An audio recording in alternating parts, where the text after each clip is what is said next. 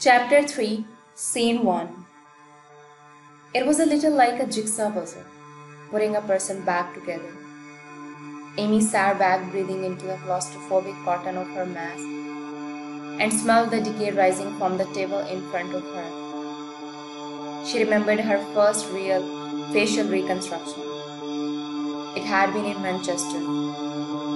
She had traveled up by train and stayed with relatives. The lady had been dead for nearly 3 months. Her skull had been boiled slowly in water and detergent, with some bleach, and still it stands so much that the FSS had rented her a hotel room to work in. They didn't want Amy stinking up a lab or someone's office. The hotel management had been suspicious of all the plainclothes cops popping in and out, parking unmarked cars out front, visiting the young Chinese woman in room 305. They probably suspected some kind of prostitution. In any event, the chambermaid had complained about the smell, and Amy had been asked to leave. Tom had laid out a body bag on the table, draped it with a clean sheet, and assembled the bone in their rough anatomic position. The hands and feet he had left in a small piles. The spine he had divided into its cervical, thoracic, and lumbar section. But the pieces were not in the correct order. Neither were the ribs. Amy smiled when she saw the skeletal diagram that he had pinned to the wall. Bones had never been his forte. From day one at med school, he had been more interested in the organs, the cardiovascular system, the brain. But something about the human frame had attracted him. It was, after all, the structure around which everything else was built, which was what had led her, improbably in the end, to teeth. She started carefully rebuilding the hands, the small hands of a child. There were 206 bones in the adult human, more than half of them in the hearts and feet. But there were 350 in an infant. Some bones fused as they grew. Amy was uncertain how many bones there would be in this particular child, but she was sure she would spot any that might be missing. She looked up, along with half a dozen others, as the door swung open and Zoe came. They all knew she'd been standing out on the front steps even before they smelled the smoke of her. Mask, someone called. She'd forgotten to put it back on. Oops, sorry. She pulled it up over her mouth and nose. You know, you're just as likely to catch it from touching something an infected person's been touching, she said. As long as no one's sneezing in your face. She was a postgraduate microbiologist training in forensic at the FSS, and she liked to show it. But the contagious qualities of the flu virus were known to everyone these days. It was why the government had introduced emergency measures to prevent the printing and distribution of newspaper. Paper was a perfect carrier.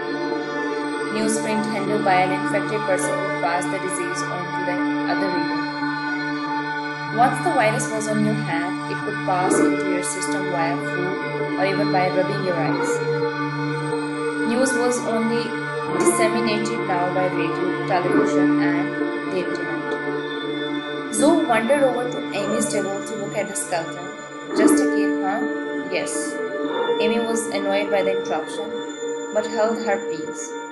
She could smell the cigarette smoke now. It was better than the stale body odor which had hung around Zoe in a faint cloud while she was still living with her boyfriend. She had admitted once to searching through the laundry basket for something to wear when her blouse drawer was empty. Apparently, she thought this was an amusing anecdote. For everyone else, it just explained the smell, but things had improved since she had moved back in with her parents.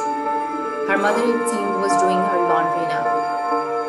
Zoe said, "You know they are gearing up for mass production of a new mask that will actually sterilize pathogens when an infected person sneezes or coughs. It's got thousands of tiny perforations, allowing it to drain so that it doesn't go back into your face. But Here's the clever thing.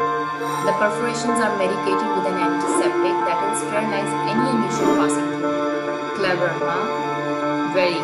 Amy was trying to sort through the metatarsals with the right foot. Have you any idea how many droppers there are in this sneeze? Millions. Yeah, and everyone carrying the virus. Like an infected aerosol. Jesus, aren't you glad they've given us a course of flu kill? Let's just hope we never have to take it. Amy wanted to tell her to press her, but it wasn't in her nature to be rude. Her rescue came unexpectedly. Isn't there something you should be doing, Zoe? Tom threw Zoe one of his supercilious looks as he stepped up behind Amy. And she tutted a little huffily. Yes, doctor. She flounced off across the lab. Amy smiled at him gratefully. Hi. He lowered his voice. She's a pain in the arse, that one. Amy raised an eyebrow. You would know. He pursed his lips. Not that kind of pain. They looked at the skeleton. How are you getting on with your unknown child? Getting to know her a little better, Amy said. Her? Yes, she's a little girl, but she wouldn't have survived as long as she did if her bones had been in order. You laid them out. He grinned mischievously, much more into the flesh, me. Amy completed the jigsaw of the right foot. Speaking of which, how is Harry? Tom raised his eyes to the ceiling and sighed theatrically. You know, I spent my life falling for straight guys, and the first gay who fancies me back turns out to be the promiscuous creature on God's earth. And you know me, a one-man man. What I know, Amy said with some certainty, is that you and Harry are not a match made in heaven. Yes, there's always some dick coming between us. Amy could resist a smile. Tom had made her laugh from the moment they had met at the math school nearly 12 years ago. Oddly enough, their first encounter had been in anatomy, and Tom had made some crude comment about having a boner for the professor. Even though they had gone on a quite different specialties, they had remained friends throughout their training and beyond. She had no idea how she would have survived those dreadful months following the accident without him. He had been literally the best friend a girl could have. And so she put up with all his foibles and moods and let him sleep with the settee in her apartment when he and Harry fell out, which was regularly. She waved a hand vaguely towards the next table. Could you get me that dental chart over there? Get it yourself, girl. She gave him a look and he tipped his head and cocked an eyebrow at her. And she thought how good looking he was. And what a waste. That shock of his straw yellow hair and pale blue eyes. It was his way never to pander to her. He had always insisted she do things herself. He wasn't her slave and she wasn't an invalid. It was his forcing the issue that had made her independent as she was now. She grabbed the control on the right armset and spun the chair around, propelling herself towards the next table to get her chart. Across the room there was a loud sneeze and all heads turned towards her. Everyone was hypersensitive these days to the slightest sniffle. A sneeze was enough to cause cardiac arrest. Zoe raised a hand of apology and grinned. It's okay, honestly, I'm not coming down with anything. It's my parents' cat. I'm really allergic to it. Scene 2. The area between the road and the hole where the bag had been found was divided into squares. Fine white plastic lines stretched between short stakes, a little like the lines of latitude and longitude on a map. Yellow and black crime scene tape fluttered around the perimeter in a chill breeze blowing down from the direction of the river. A 6-man team in tie work and booties and plastic caps moved square to square. Each allocated his own area to search, each tiny item recovered from the mud carefully placed in its own plastic evidence bag. The workforce stood around in the park in small orange clusters. The cement truck had gone and the heavy machinery stood cold and silent, waiting with the rest of them. The man from the ministry sat in the back of a black BMW, parked up on the pavement by the hospital, smoking cigarette after cigarette. The window down, watching them through clouds of escaping smoke. McNeil could feel his anger from where he sat on upturned wheelie bin next to the old basketball court. The foreman was pacing restlessly next to him. "It's our bonuses, mate," he said. "The only reason we are here risking life and fucking limb is cause of the money. And that's dependent on meeting the targets." "What is the target?" McNeil turned disinterested eyes towards him. 7 days, the foreman shook his head. It was 8 before, but now. McNeil shrugged. "What's the point in setting unrealistic targets?" "Not me that sets them, mate. The Chinese built a whole hospital in a week during the SARS outbreak. So our last figured, why couldn't we do the same? We are not even building a hospital here, just an overspill facility. A space they can heat, a space that can take beds, a place for people to die in. And is it really worth the money? Well, we are not making it any other way right now, and they're treating us good, aren't they? A lot of the lads come from outside the M25, and ever since they declared the ring road the outer limit, we knew that if we came inside, we wouldn't be allowed out again. It's fucking creepy, like something out of a movie, seeing all those soldiers with guns on the bridges and flyovers." "So where are you staying?" The foreman chuckled. "That's part of the deal. All the big tourist hotels are empty, so we get our own rooms, meals cooked for us at all hours. Me and some of the boys are at the Ritz. There are others at the Savoy, and we get to stay there till the emergency over." A cloud cast a shadow on his smile, and he remembered to glare at McNeil. "Assuming we meet our target, that is." In the distance, an ambulance siren pervades the cold January air. Another victim, another bed required. Every hospital in the city was full, but at least the high mortality rate meant that beds were constantly becoming available. Illness had reduced staffing by nearly 30%. Health workers were at greatest risk and suffering the highest casualties. In spite of flu kill, nobody went to work anymore. Only a handful of shops were open for a few hours a day. There was no public transport. The airports had been closed indefinitely. The economy of the capital was in free fall. And the rest of the world was ready to do anything it could help the city contain its sickness. Primarily by banning all the traffic in and out of the UK, it was of course only a matter of time before the virus swept the world. But if it could be contained long enough to produce a vaccine. McNeil sighed and felt the first spots of rain on his face as he turned it up towards the blues glow and black of the low cloud overhead. "Jack," he turned his head towards a Tyvek figure trudging across tire tracks cut deep in the mud. "That's us. Done." McNeil checked the time. They had taken less than the allotted 2 hours. "Find anything?" The forensic man held up a clear plastic bag, and McNeil saw a scrap of something faintly pink in it. Might be something, might be nothing. "What is it?" The officer handed it to him. "Remains of an underground ticket. Off-peak, 1-day pass.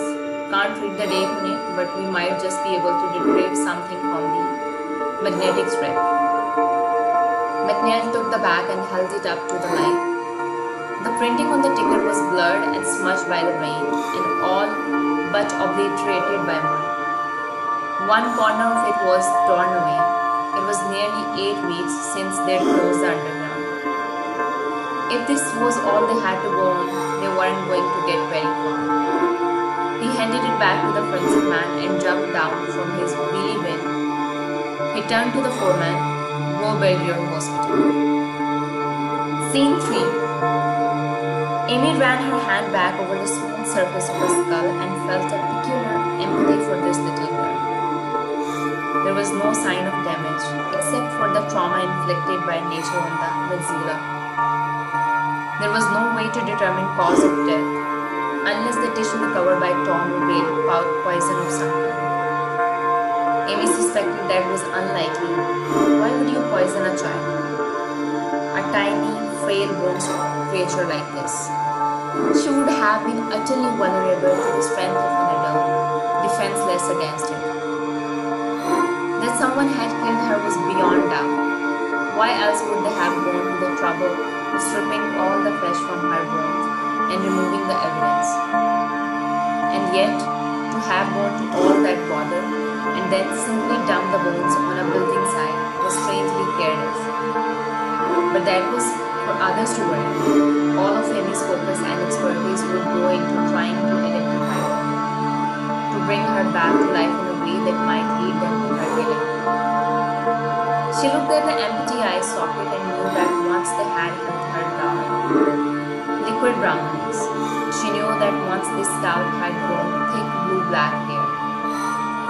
What length it might have been was impossible now to know. Amy ran her fingers along the high line of the left cheek and down to the jaw, distinguished by its deformity and the disfigured smile which would once have characterized her. She was aware of Tom stooping down beside her, his face close to her. Don't look now, but here comes the ape man. Amy raised her eyes and saw McNeil making his way across the lab. She looked at him dispassionately and wondered how she might view him if she didn't know him. He was very tall, his most distinguished feature, but not skinny. He was built in proportion, which made him a big man. He certainly wasn't conventionally good looking, but there was extraordinary warmth in his green eyes, flecked with orange. He didn't suit his hair cut so short. There was something distinguished in the touch of gray at either temple. His suit was too tight and his coat too big, and there was a generally disheveled air about him. One of his shoelaces was undone, she noticed, and then saw that his shoes were covered in dirt, and that he was leaving a little trail of dried mud in his way. The ape man, Tom called him, of course Tom didn't like him because he thought McNeil was a homophobe. Amy could remember the first time she laid eyes on McNeil, so it was impossible now for her to imagine that first impression. There were still odd little gaps in her memory from before the accident, little things that frustrated her, sometimes to the point of fear. Though only when she was on her own, Tom would have no trouble with self-pity. But he stood beside her now, arms folded across his chest, like her guardian protector, jaw thrust towards the approaching McNeil, almost praying him to be rude to his poor, crippled little friend. After all, it was he who had brought her to the work here after she had been unable to carry on as before. McNeil stopped in front of the table, ignoring him, and looked at the child's skeleton. Then he looked at Amy and made a vague nod of acknowledgement. So what can you tell me? Quite a lot, actually. Amy focused her attention on the child again. She ran the backs of her finger across the forehead, almost as if she were still alive. She was a poor soul, really. How do you know it is a she? How do I know she is a she? Amy corrected him, as if the child might be offended by being described as it. There is no single conclusive factor, she said, rather an accumulation of pointers and a little instinct. Let's leave your instinct out of it, McNeil said, and stick to the facts. Amy was unruffled. Okay, the facts. Females generally have smaller, less developed muscles attachment than the male. She ran a fingertip along one finger. You can quite clearly see the ridges here, which provided attachment for the muscles and tendons. She moved up to the pelvic area. The female pelvis is constructed to meet the needs of childbearing and has several features which distinguish it from the male, notably wider hips. McNeil allowed a tiny smile of recollection to stretch his lips. He remembered his mother describing the girl next door, when contemplating her as a possible future wife for her son, as having good childbearing hips. Amy glanced up and caught the shadow of his smile. Do you find this amusing, dear McNeil? No, Miss Wu. She gave him a long look before returning to the bones on the table. Apart from general appearance, a number of measurements can be made of the pelvic bones to help establish sex. Primarily, the difference in ratio between the lengths of the pubic and ischium, commonly known as the ischium's pubis index. Of course, you'll be familiar with the ischium's pubis index, Tom said, an irritating little smile turning up the corner of his mouth.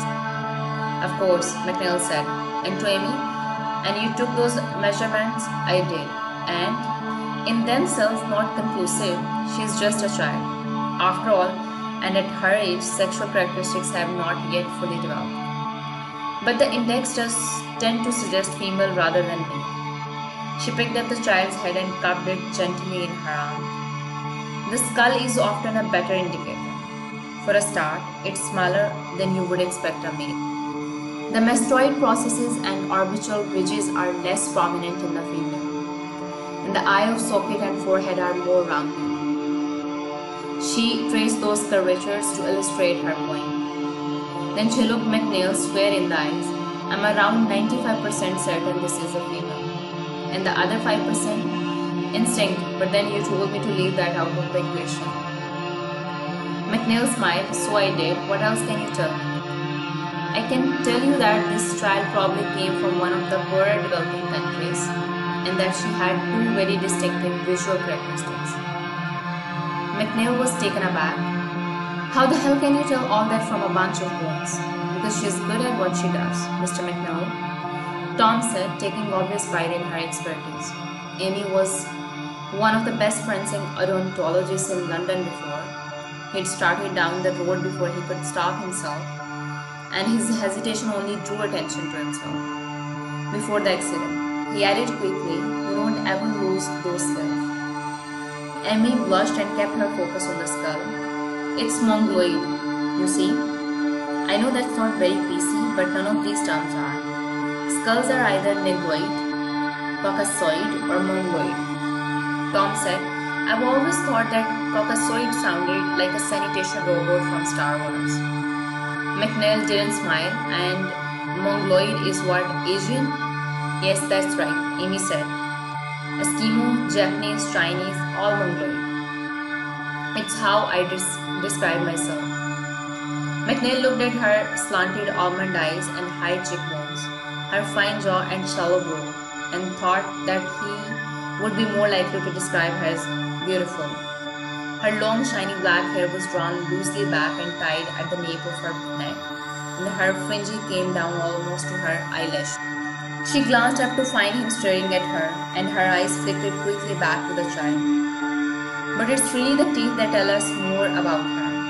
The mongoloid characteristics of the skull are more muted in one so young, but mongoloids typically have shovel-shaped upper incisors. She pointed to each of them in turn. Also, the tooth crowns are more bulbous, and again the incisors tend to have shorter roots. So how do you know she wasn't like you, Chinese or Asian in origin but born and raised in UK? Amy smiled because her teeth are perfect. She said she had no dental treatment, none whatsoever, didn't need it, no sugar in the diet, a decay-free mouth, which would be very unusual in a 10-year-old British kid. She was 10, Amy nodded yes. Margin of error plus or minus 3 or 4 months. The development of the teeth is a very accurate indicator. McNeil mulled over for a moment everything she had told him. He said she had two very distinctive visual characteristics. She was Asian, of course, and by that I don't mean Indian or Pakistani, more like Chinese. I know you think we all look alike, so to your eye she probably wouldn't have looked dissimilar to me at the same age. Except for one particular compelling feature. She paused, leaving McNeil impatiently waiting to hear what that might be. She had a very marked hair dip. Amy said, at least that's what you would know it was. We would call it a cleft palate.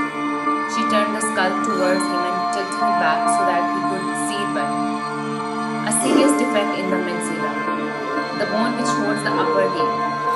The cleft can be minor or square, as in this case. It can be unilateral or bilateral. This one is unilateral. You can see the square displacement of the upper anterior teeth. Amy looked at McNeil. I'm afraid this was a very distinctive looking little girl.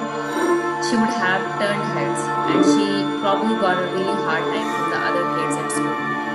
An electronic rendition of Scotland Grey worked inappropriately somewhere deep within the folds of McNeil's coat.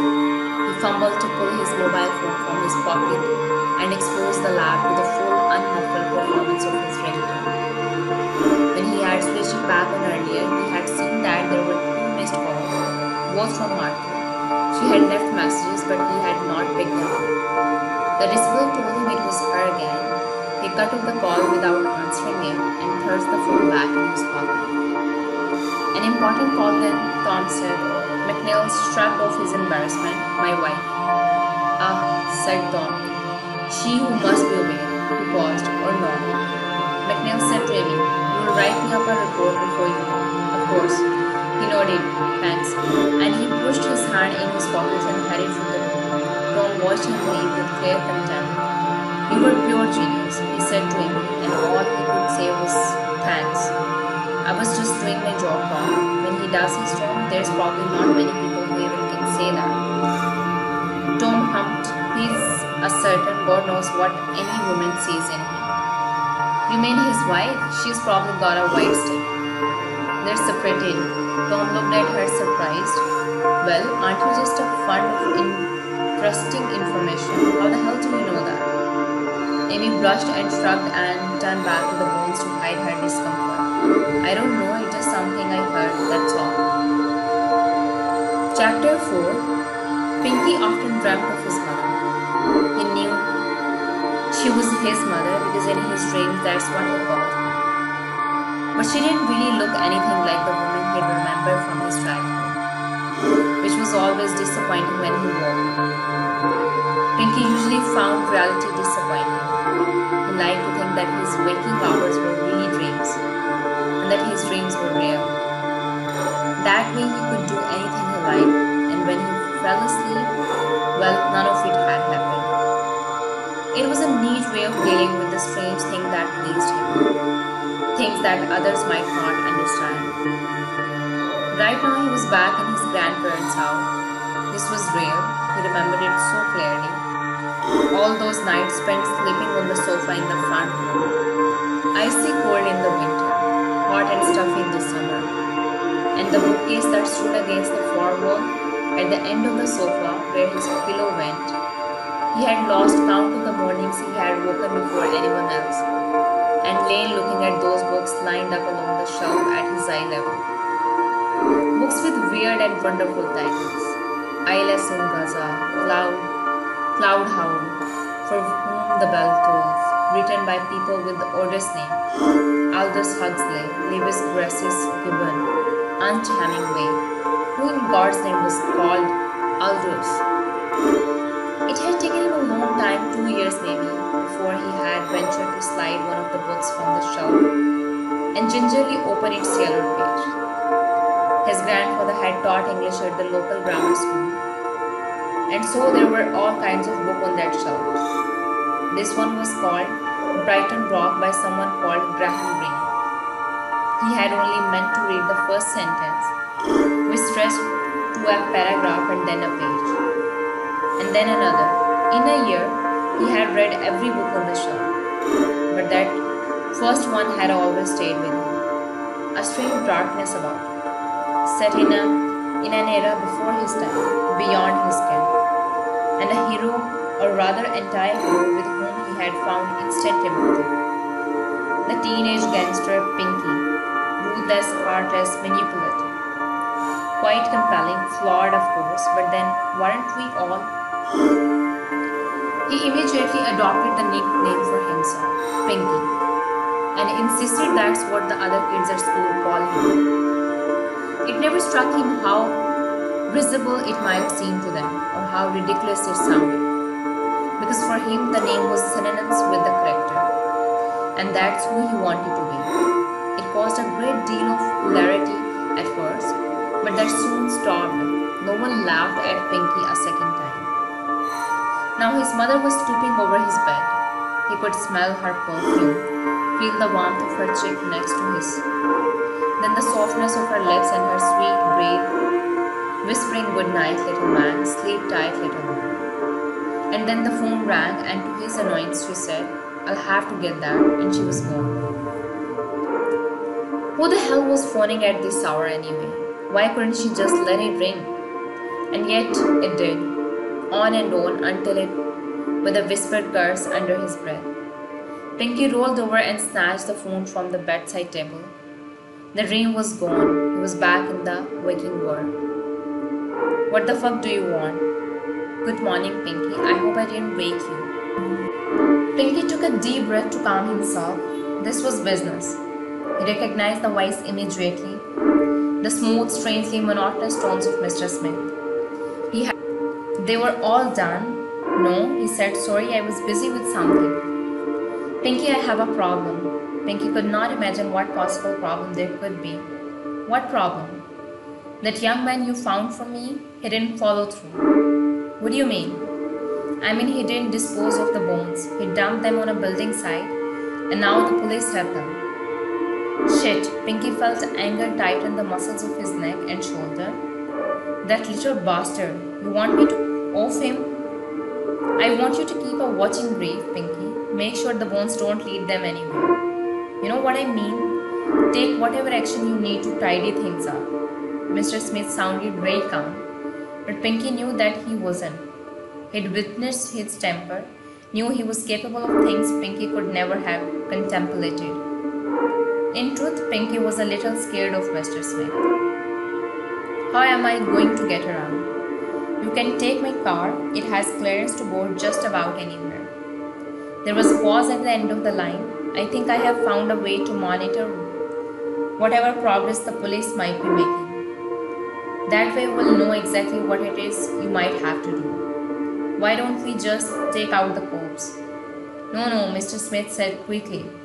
"If anything were to happen to the investigation officer, that would only draw attention, and that's the last thing we want."